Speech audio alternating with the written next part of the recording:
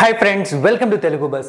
2024 ఐపీఎల్లో 22nd match Chennai Super Kings మరియు Kolkata night riders మధ్య జరగబోతుంది. చాలా అంటే చాలా ఇంపార్టెంట్ మ్యాచ్ ఇది, ముఖ్యంగా చెన్నై సూపర్ కింగ్స్కి. అయితే ఈ మ్యాచ్ ప్రెడిక్షన్ మీకు తెలుగు బస్ టెలిగ్రామ్ ఛానల్లో దొరుకుతుంది. డిస్క్రిప్షన్ బాక్స్లో లింక్ ఉంది. ఈ వీడియోలో ఈ మ్యాచ్కి సంబంధించిన అనాలిసిస్ చేస్తూ ఫేవర్ అనేది ఏ టీం మాత్రమే చెప్తాను, ఇది ఫైనల్ ప్రెడిక్షన్ కాదు. సో వెంటనే వెళ్ళి తెలుగు బస్ టెలిగ్రామ్ ఛానల్లో జాయిన్ అవ్వండి. డిస్క్రిప్షన్ బాక్స్లో లింక్ ఉంది. సో ఫస్ట్ మనం ఈ రెండు టీమ్స్ యొక్క ప్రెజెంట్ రికార్డ్ చూసాము అంటే సిఎస్కే 4 మ్యాచ్ల్లో 2 మ్యాచ్లు గెలిచింది, 2 మ్యాచ్లు ఓడిపోయింది. ఇక మరోవైపు కేకేఆర్ ఆడిన ప్రతి మ్యాచ్ కూడా గెలిచి ఫెంటాస్టిక్గా దూసుకుపోతుంది. వాళ్ళ కొత్త స్ట్రాటజీస్, కొత్త ప్లేయర్స్ ప్రతి ఒక్కరు బాగా పర్ఫామ్ చేస్తున్నారు. అయితే సిఎస్కే ఈ మ్యాచ్ కోసం ఎటువంటి ప్లేయింగ్ 11తో వస్తుంది. లాస్ట్ మ్యాచ్లో కొన్ని ఇష్యూస్ కారణంగా వీళ్ళు చాలా చేంజెస్ చేశారు. ఆ చేంజెస్ ఏవి కూడా వర్కౌట్ కాలేదు. సో ఫస్ట్ నేను ప్లేయింగ్ 11 ఎలా ఉంటే బాగుంటుందో చెప్పి ఆ తర్వాత ఎందుకు ఈ చేంజెస్ చేయాలో చెప్తాను. సో సిఎస్కే ప్లేయింగ్ 11 చూసాము అంటే రుతురాజ్ గైక్వాడ్, రచిన్ రవీంద్ర, అజింక్య రహానే, మోయిన్ అలీ, డారెల్ మిచెల్ లేదా ముస్తఫిజర్ రహమాన్, శివం దుబే, రవీంద్ర జడేజా, ఎంఎస్ ధోని, దీపక్ చాహర్, తుషార్ దేశ్పాండే, మహేష్ తీక్సనా లేదా మతీషా పతిరానా, ఇంపాక్ట్ ప్లేయర్గా సమీర్ రిజ్వీ. సో మీరు కొద్దిసేపు అంటే టకా అని చెప్పి కామెంట్స్ పెట్టకండి, ఎందుకు ముస్తఫిజర్ రెహమాన్ పైన పెట్టా అని చెప్పి. సో అలా ఏం కాదు, అంటే last match Matheesha Pathirana and Mustafizur Rahman ఇద్దరు ఆడలేదు. సో ఈ మ్యాచ్కి ఆ ఇద్దరు కూడా వచ్చే ఛాన్స్ ఉంది.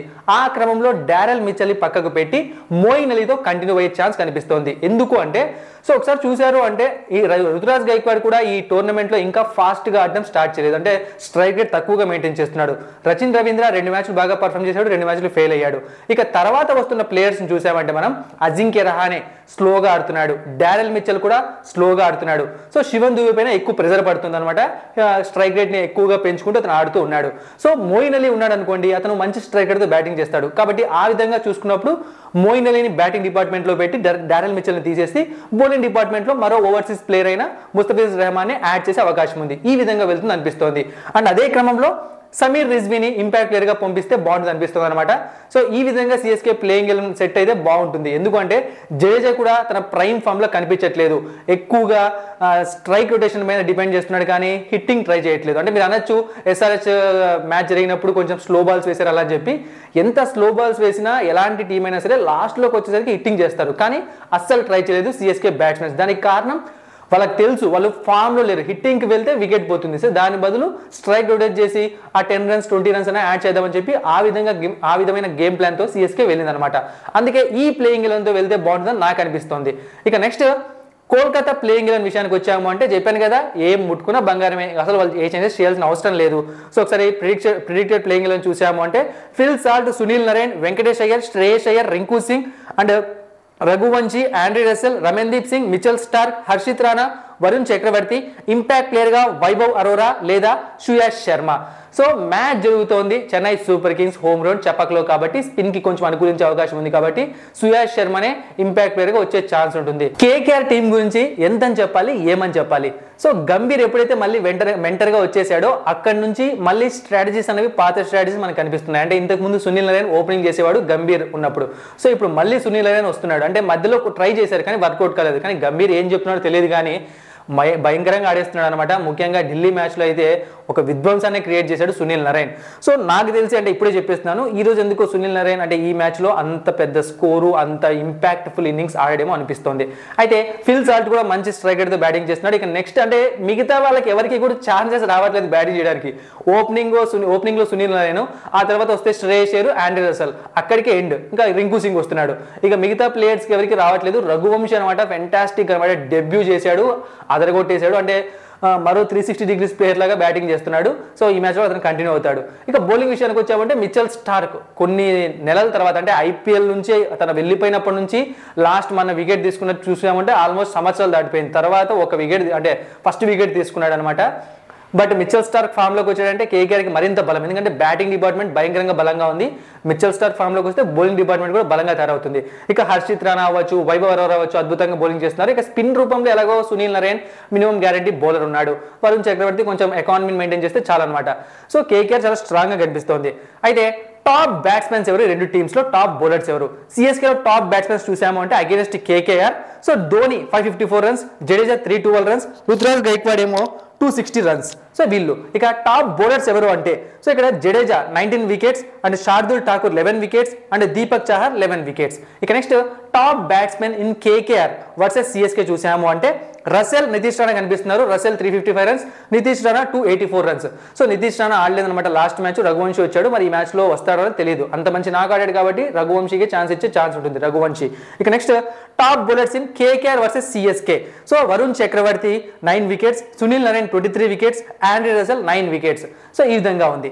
ఇక ప్లేయర్ బ్యాట్లు అనమాట, అంటే CSK batsmens versus KKR bowlers in IPL and T20 leagues మాత్రమే, ఇంటర్నేషనల్ ఫార్మాట్ ఇంక్లూడ్ చేయట్లేదు. దాంతో పాటుగా వికెట్ పడిన బౌలర్స్ మాత్రమే ఇక్కడ నేను ఇంక్లూడ్ చేస్తున్నాను. So Ruturaj Gaikwad versus Sunil Narine 55 runs, ఒకసారి అవుట్ అయ్యాడు, 141 strike rate. Ruturaj Gaikwad versus Varun Chakravarthy 35 runs, 2 times out అయ్యాడు, 97 strike rate. Ruturaj Gaikwad versus Suyash Sharma duck out అయ్యాడు. ఇక next Rahane versus Mitchell Starc 24 runs, ఒకసారి అవుట్ అయ్యాడు, 109 strike rate. Rahane versus Sunil Narine 76 runs, 4 times out అయ్యాడు, 124 strike rate. Rahane versus Varun చక్రవర్తి 21 runs, ఒకసారి out అయ్యాడు, 190 స్ట్రైక్ రేట్ ఉంది. ఇక ఫామ్ లో ఉన్న ప్లేయర్ సిఎస్కేలో శివం దుబే వర్సెస్ వైభవ్ అరోరా, రిపీట్. ఇక next Shivam Dube versus Vaibhav Arora 8 runs, ఒకసారి అవుట్ అయ్యాడు, 114 స్ట్రైక్ రేట్ ఉంది. శివం దుబే వర్సెస్ వరుణ్ చక్రవర్తి 41 రన్స్, ఒకసారి అవుట్ అయ్యాడు, 170 స్ట్రైక్ రేట్ ఉంది. ఇక Moeen Ali versus Vaibhav Arora duck out అయ్యాడు. Moeen Ali versus Sunil Narine 52 runs, 3 times out అయ్యాడు, 157 స్ట్రైక్ రేట్ ఉంది. ఇక జడేజా వర్సెస్ వైభవ్ అరోరా 2 రన్స్, ఒకసారి అవుట్ అయ్యాడు, 50 strike rate. Jadeja versus Sunil Narine 50 runs, 2 times out అయ్యాడు, 90 స్ట్రైక్ రేట్ ఉంది. సో ధోనిని ఇక్కడ ఇంక్లూడ్ చేయట్లేదు, ఎందుకంటే ధోని వరకు బ్యాటింగ్ వస్తుందని నాకైతే నమ్మకం లేదు. ఖచ్చితంగా ఈ మ్యాచ్ లో ధోని బ్యాటింగ్ చేయడం అనిపిస్తోంది. ఇక నెక్స్ట్ KKR batsmens versus CSK bowlers అనమాట. So only IPL and T20 leagues, international format include చేయట్లేదు. వికెట్ పడిన వాళ్ళని మాత్రమే బౌలర్స్ ని ఇక్కడ ఇంక్లూడ్ చేస్తున్నాను. సో ఫస్ట్ మనం చూసాము అంటే ఫిల్ సాల్ట్ ఎప్పుడు కూడా ఆడలేదన్నమాట, ఇంపార్టెంట్ బౌలర్స్ ఎవరిని సిఎస్కేలో. ఇక నెక్స్ట్ సునీల్ నరేన్ ఇంక్లూడ్ చేస్తున్నాను ఈసారి. సునీల్ నరేన్ వర్సెస్ దీపక్ చాహర్ 21 రన్స్, ఒకసారి అవుట్ అయ్యాడు, 300 strike rate. Sunil Narine versus Jadeja 14 runs, 2 times out అయ్యాడు, 200 స్ట్రైక్ రేట్. ఇక శ్రేయస్ అయ్యర్ వర్సెస్ జడేజా 53 రన్స్, ఒకసారి అవుట్ అయ్యాడు, 86 strike rate. Shreyas Iyer versus Shardul Thakur 46 runs, ఒకసారి అవుట్ అయ్యాడు, 170 strike rate. Shreyas Iyer versus Moeen Ali 19 runs, ఒకసారి అవుట్ అయ్యాడు, 86 స్ట్రైక్ రేట్ ఉంది. ఇక next Venkatesh Iyer versus Deepak Chahar 38 runs, ఒకసారి అవుట్ అయ్యాడు, 152 strike rate. Venkatesh Iyer versus Moeen Ali 0 runs అంటే డక్అవుట్ అయ్యాడు. Venkatesh Iyer versus Shardul Thakur 25 runs, 2 times out అయ్యాడు, 208 స్ట్రైక్ రేట్. ఇక next Andre Russell versus Matheesha Pathirana 1 run, ఒకసారి అవుట్ అయ్యాడు, 33 strike rate. Andre Russell versus Mustafizur Rahman 39 runs, ఒకసారి అవుట్ అయ్యాడు, 125 strike rate. Andre Russell versus Moeen Ali 13 runs, ఒకసారి అవుట్ అయ్యాడు, 216 స్ట్రైక్ రేట్ ఉంది. ఇక next Rinku Singh versus Mustafizur Rahman 5 runs, ఒకసారి అవుట్ అయ్యాడు, 166 స్ట్రైక్ రేట్.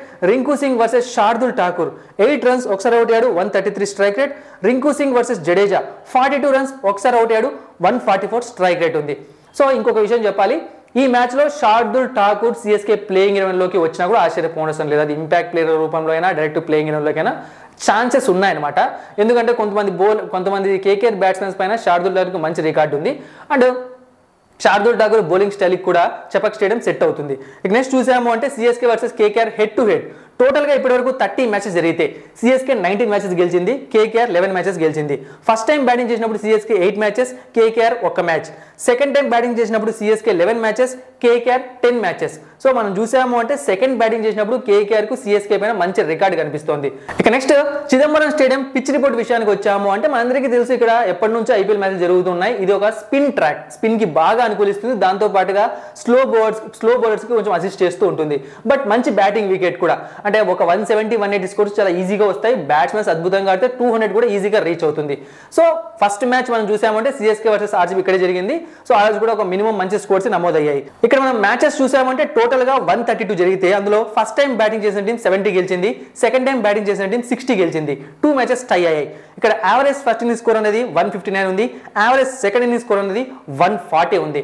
సో ఇప్పుడు మెయిన్ ప్రిడిక్షన్ అనమాట. అనాలిసిస్ అంతా మీరు చూశారు. సో మరి మీరేమనుకుంటున్నారు కామెంట్ సెక్షన్లో తెలియజేయండి. సో ఈ ప్రిడిక్షన్ ఫైనల్ కాదు, ఇన్నిసార్లు చెప్తున్నాను, ఎందుకంటే ప్రిడిక్షన్ చేంజ్ చేస్తున్నాను ఈ మధ్య, మళ్ళీ ఇబ్బంది పడతారు. సో తప్పకుండా తెలుగు బస్ టెలిగ్రామ్ ఛానల్లో జాయిన్ అయ్యారంటే టాస్ పడిన తర్వాత నేను పిచ్ రిపోర్ట్ ఇవ్వడం, అలాగే ప్లేయింగ్ 11 చూసి ఎవరు గెలుస్తారని చెప్పి ఒక అనాలిసిస్ చేసుకుంటాను. వెంటనే వెళ్ళి జాయిన్ అవ్వండి. డిస్క్రిప్షన్ బాక్స్లో Telugu bus Telegram channel link ఉంది. సో ఈ మ్యాచ్లో తప్పకుండా ఏది స్ట్రాంగ్ అంటే ప్రెసెంట్ పాయింట్స్ టేబుల్ ప్రకారం భారీ హిట్టింగ్ ప్రకారం చూసుకుంటే కేకేఆర్ స్ట్రాంగ్గా ఉంది. కానీ సిఎస్కే హోమ్ గ్రౌండ్లో సిఎస్కే కొంచెం స్ట్రాంగ్గా ఉంటుంది కాబట్టి నేను టాస్కి ముందు చెప్తున్నాను సిఎస్కేనే ఫేవర్ ఖచ్చితంగా. బట్ టాస్ పడ్డాక చేంజ్ అయితే నేను టెలిగ్రామ్ ఛానల్ అప్డేట్ చేస్తాను. Thank you for watching and supporting మీ. మరిన్ని ఇంట్రెస్టింగ్ వీడియోస్ కోసం సబ్స్క్రైబ్ చేయడం మర్చిపోకండి.